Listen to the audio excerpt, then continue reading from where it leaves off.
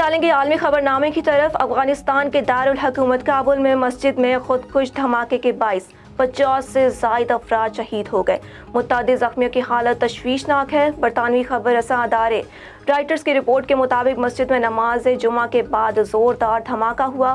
وزارت داخلہ کے نائب ترجمان بسم اللہ حبیب نے کہا ہے کہ دھماکہ خلیفہ صاحب مسجد میں ہوا۔ وزارت صحت کے ذرائع کے مطابق بتایا گیا کہ ہسپتالوں میں اس وقت 30 لاشیں لائی جا چکی ہیں۔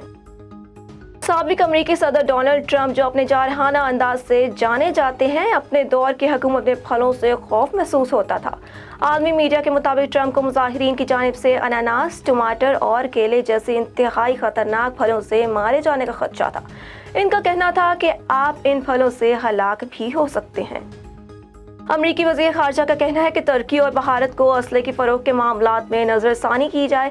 امریکی وزیر خارجہ بلنکن نے ترکی اور بھارت جیسے ممالک کو امریکی دفاعی ساز و سامان کی فروخت کے عمل کو زیادہ سرد اور پائیدار طریقے سے سر انجام دیے جانے کی ضرورت پر زور دیا ہے۔